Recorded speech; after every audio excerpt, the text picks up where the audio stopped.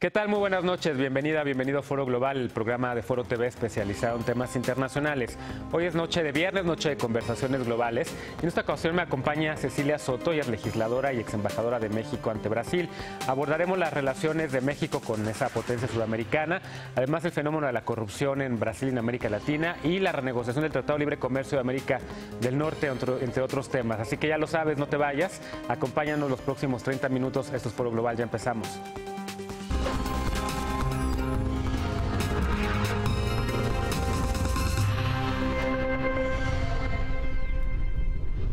Muchas gracias por acompañarnos esta noche en Foro Global. Como te comentaba, se encuentra en el estudio Cecilia Soto. Ella es diputada federal por el Partido de la Revolución Democrática, el PRD, y columnista del diario Excelsior. Fue diputada constituyente de la nueva Constitución de la Ciudad de México y diputada local también en Sonora. También fue candidata a la presidencia de la República en 1994 por el Partido del Trabajo. Fue embajadora de México en Brasil del año 2000 al año 2006 y es asociada del Consejo Mexicano de Asuntos Internacionales, el COMEXI. Cecilia, bienvenida a Foro Global. ¿Cómo estás? Un placer tenerte aquí. Una ex candidata presidencial, embajadora, legisladora, has tenido una experiencia fundamental. ¿Qué te hizo llegar a la política a ti, además de ser una mujer feminista? Siempre empiezo con preguntas personales para mis invitados. Primero llegué a la política y luego me hice feminista. Primero llegaste, en tu caso fue primero la política, sí, y te convertiste en feminista. Me hice gracias a Luis Echeverría, porque hizo la represión del Jueves de Corpus. Y ese día dije yo, ¿qué pasa en este país? Y entonces decidí cambiar. Hubo un agravio que viste en la sociedad y o sea, yo estaba en la marcha del 10 de junio y me tocó, esto lo he contado muchas veces, me tocó oír que decían los halcones. Yo venía ya estaba en la UNAM, pero venía de un colegio de monjas, fresa, entonces dije, los halcones, era un grupo de rock, y me tocó ver eso, me tocó ir al auditorio de medicina, ya que llegamos hasta allá, a ver cadáveres. Y yo dije, tengo que entender qué pasa y tengo que cambiar este país. Y decidiste entrar a la política. Ese día, así como lo de San Pablo, más o menos ese día decidí entrar a la política. Y era mujerista, estaba a favor de las mujeres, por supuesto. Sí. Pero cuando me decían en algún grupo político, partido, tú te vas a encargar del tema de mujeres, decía yo, no, de ninguna manera, ¿no? Hasta que fui a la cumbre de Beijing, a la cuarta conferencia mundial de la mujer. 90. Y ahí, 95. Y ahí cambié totalmente. ¿Escuchaste el discurso de Hillary Clinton? Hoy escuché el discurso de Hillary Clinton, todavía no estaba el fundamentalismo islámico tan fuerte. Sí. Entonces, una serie de discusiones muy importantes. No entendía lo de las cuotas, como cualquier mujer que ha llegado sola por sus méritos, comillas. Me parece que las cuotas eran un favor que no favorecía a las mujeres. Entendí por qué sí son necesarias, por qué rompen inercias. Y regresé totalmente convencida y desde ahí cada día más convencida del tema del feminismo. Y además fuiste la segunda mujer en ser candidata presidencial en el país. Así es. Yo me acuerdo de los debates presidenciales, en efecto, ¿no? ¿Cómo fue esa experiencia? Fue una experiencia transformadora. Sí. Una experiencia que te hace más humilde, porque si eres candidato a la presidencia, tienes algún tema de ego, ¿no? Quieres ser protagonista y crees que sabes. Sí. Y ver la complejidad del país, ver la riqueza de lo local, donde la gente sabe infinitivamente más que tú, ¿no? Qué soluciones hay, cómo resolverlo.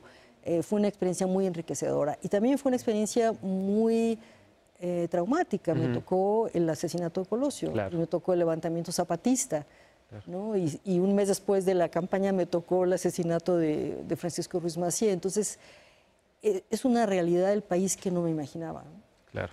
Oye, vamos a hablar de los temas para los que te invitamos esta noche. Siempre empiezo con preguntas personales y evidentemente tener una ex candidata presidencial como tú y una mujer con tu currículum profesional, pues tenía que empezar por ahí. Claro. Oye, cuéntame, a ver, la relación, ¿por qué no empezamos con la relación México-Estados Unidos y dejamos la segunda parte del programa para hablar de México y Brasil? La relación de México-Estados Unidos, muchos analistas que han pasado por aquí también coinciden en que es un momento inusual de mucha turbulencia política con la llegada de Donald Trump a la presidencia. Y en este momento ahorita también tan atípico de renegociación del Tratado de Libre Comercio. Vamos a empezar ya la cuarta ronda de renegociación. ¿Cuál es tu balance hasta ahorita de lo que se ha empujado por parte del gobierno mexicano en esta difícil renegociación? Mira, todo va a depender de qué tan intenso le hace llegar los electores norteamericanos o los factores de poder norteamericano a Trump la importancia del tratado. Y aún así, no necesariamente va a pasar el tratado. Hay un problema de disonancia cognitiva, o sea, Trump está realmente convencido de que el libre comercio es negativo contra Norteamérica, está realmente convencido del déficit comercial como una evidencia de que se le hace daño a Estados Unidos. Y cuando tienes ese tipo de conocimiento no basado en ciencia, sino basado, digamos, en ideología, es muy difícil que por más argumentos que tú presentes, vayas a cambiar a las personas. Entonces, en última instancia, va a depender todo de Trump. O sea, puedes tener una negociación súper complicada, puedes tener negociadores de las tres partes que ponen, digamos, todo tipo de soluciones muy complejas, y aún así, a la hora de la hora, Trump decir que no. Mira, por ejemplo, la semana pasada, los Estados Unidos pusieron un impuesto de 240% a los aviones de bombardier canadienses, ¿no? Fíjate nomás, o sea, es toda esta idea del border tax y la idea de America First y comprar solamente americano, que no tiene nada que ver con esta época. Claro. Y en esta renegociación hay algunos temas, la gente que ha venido al programa, Luis de la Calle, entre otros, han hablado sobre cómo México está tratando de defender el hecho de que en efecto en los últimos 23 años de tratado el comercio ha sido benéfico para los tres países. Así es. Como estados como Texas dependen tanto del comercio bilateral, y ellos han hablado un poco de estos temas, digamos, de la discusión mainstream, ¿no? De cómo está la industria automotriz en el Telcán, de cómo está el tema del comercio, de las reglas de origen, todos esos temas de los que se discuten, digamos, en los círculos de los que conocen muy bien el comercio internacional. ¿Qué otros temas no has visto en esta agenda? Laboral. Tuve también a Víctor Suárez hablando del campo, ¿no? Y otros temas de derechos digitales. ¿Alguno que El tema laboral a mí me parece muy importante. Es decir, la evidencia de cómo el Tratado de Libre Comercio desafortunadamente ha estado muy apoyado en la idea de los salarios bajos en México, pues ha sido muy pernicioso. De hecho, ha propiciado el tipo de reacciones de Trump, ¿no? La diferencia salarial es abismal y, como sabes, ha sido un mecanismo utilizado por Banco de México y Hacienda para controlar la inflación. Entonces, por ejemplo, uno de los debates que hay es que Canadá pide que no haya, que se quite de esta cláusula en Estados Unidos que se llama Right to Work, que es una cláusula que prohíbe a las instituciones o a las empresas retener el salario para pagar la cuota a los sindicatos. Que teóricamente a mí tampoco me gusta el tema de que la SEP retenga la cuota sindical, se la entregue directamente. No, si teóricamente no me gusta, conceptualmente no.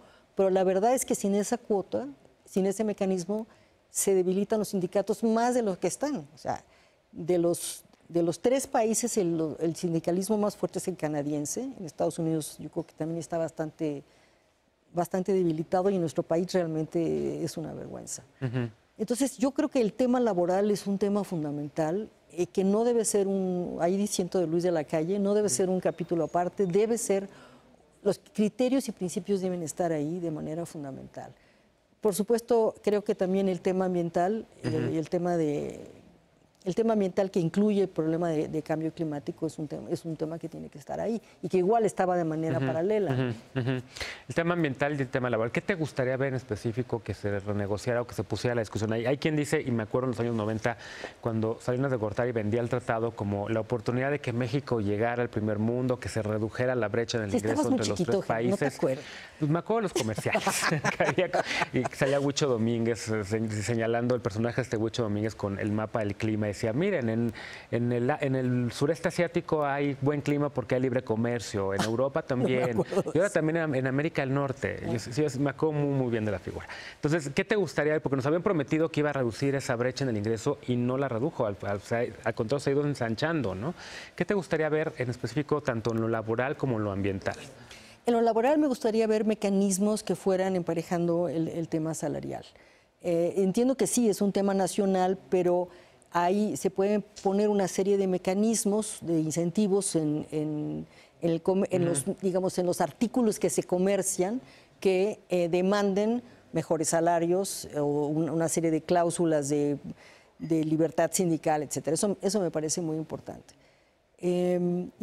El hecho de que ahorita sean nuestros salarios más bajos que en China es una vergüenza. Sí. Es una vergüenza. Sí.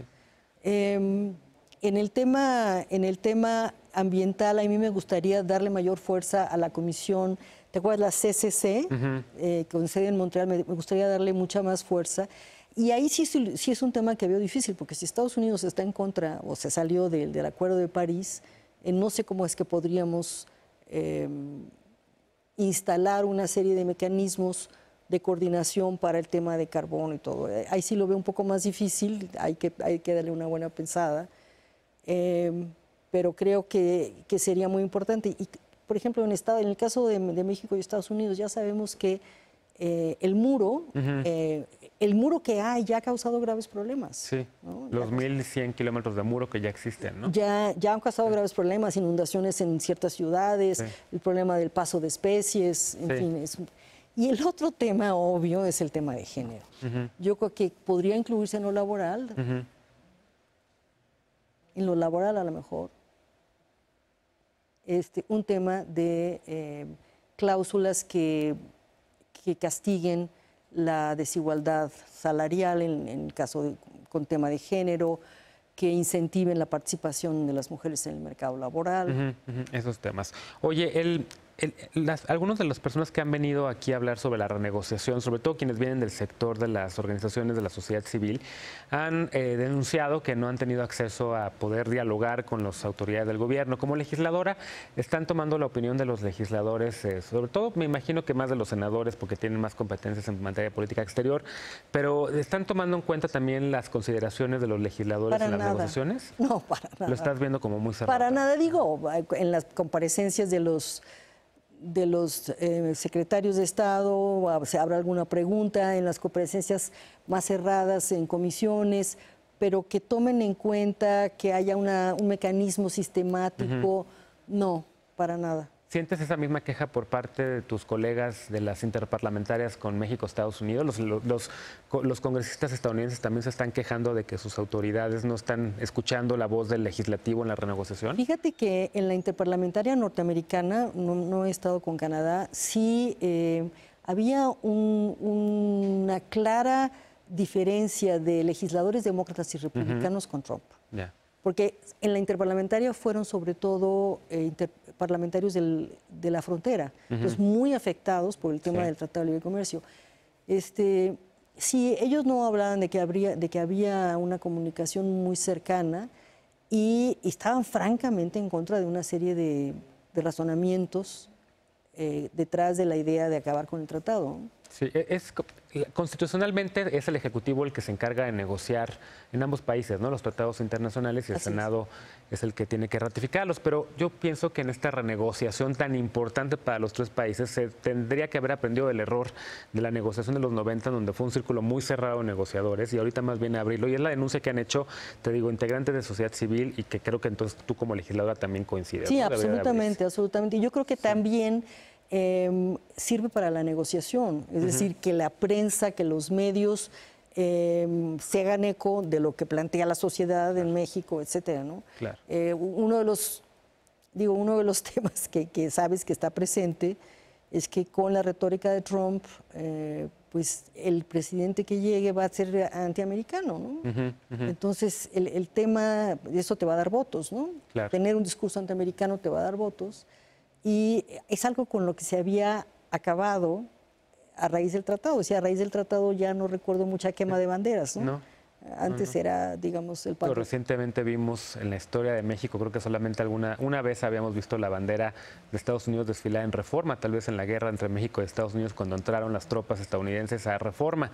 La volvimos a ver en la marcha del orgullo LGBT con la embajadora Jacobson marchando, ¿no? Sobre Reforma, la bandera de Estados Unidos sobre una marcha. Claro. Allá había habido un acercamiento. Fíjate que no me había dado cuenta de eso. Qué bien. Sí, fue un momento inusual. Pero bueno, oye, déjame hacer una pausa. Vamos a regresar para hablar de Brasil, que tú nos representaste ya durante 6 años y que seguramente tienes muchas ganas de hablar de Dilma Rousseff, de cómo le va a Lula y cómo está enfrentando ahorita Brasil esta crisis fundamental de la política, ¿no? No te vayas, esto es Foro Global, regresamos después de la pausa para esta conversación de viernes con Cecilia Soto.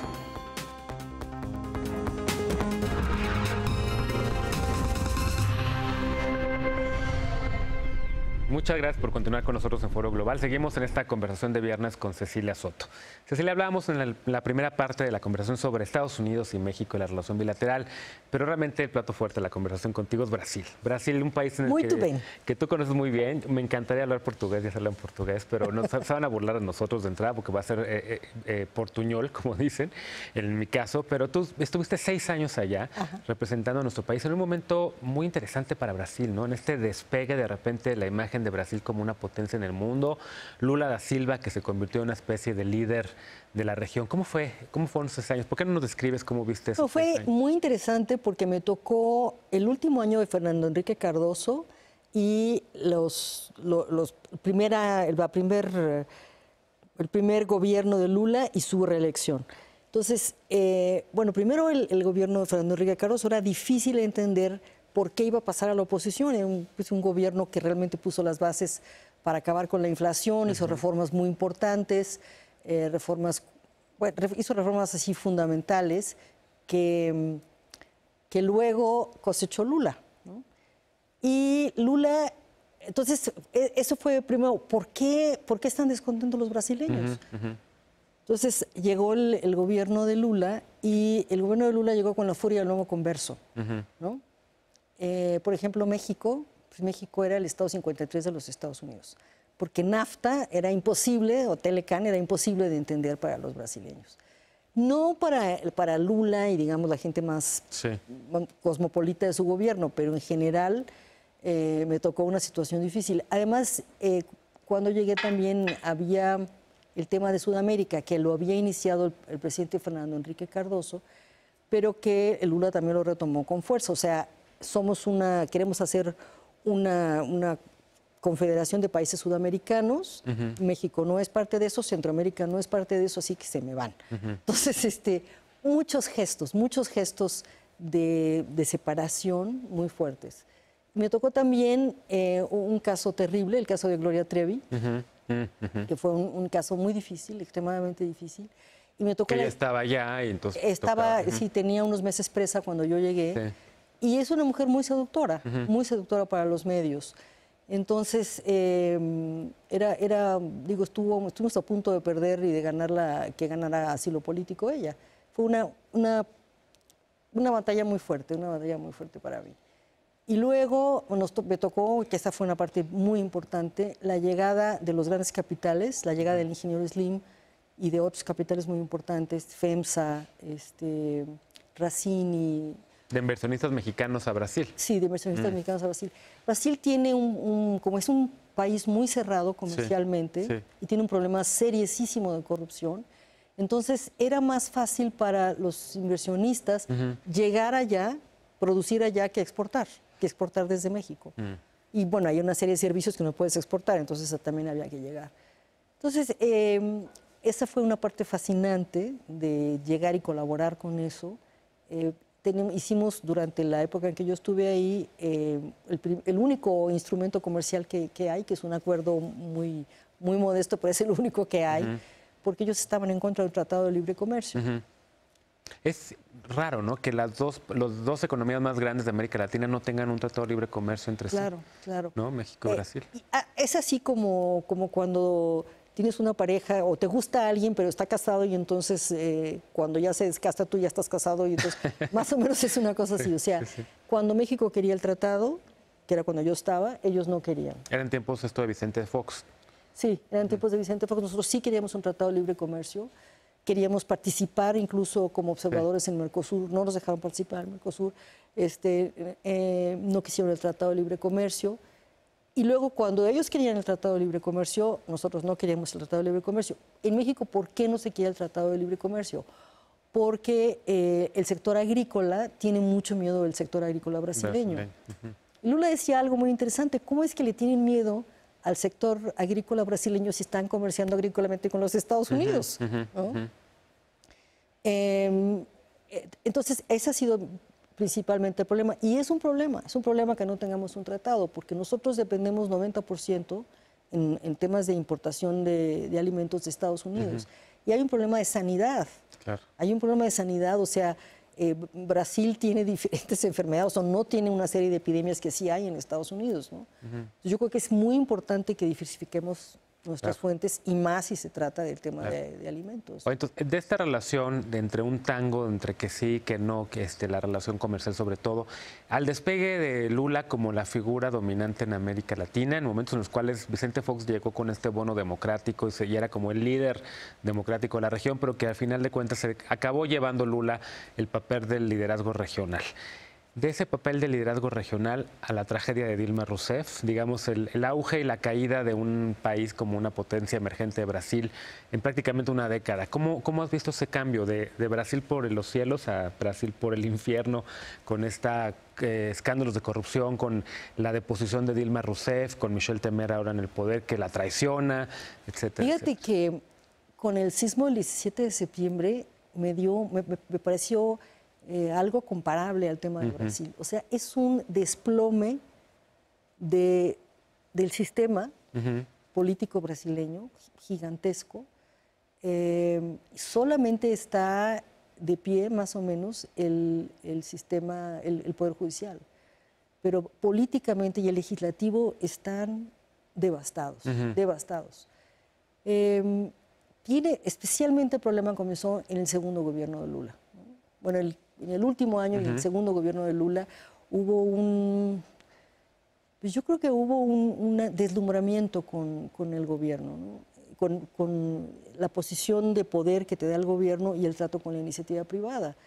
Entonces, desafortunadamente, el presidente Lula se convirtió en el cabildero de Odebrecht, ¿no? Es una pena porque, es decir, es una figura que tiene todo lo deslumbrante y todo lo bueno que sabemos, todo lo interesante para hacer medidas que realmente sacaron a 30 millones de brasileños de la clase D y la clase E a la clase C. Eso sí pasó, aunque ahorita están regresando. Y al mismo tiempo un tema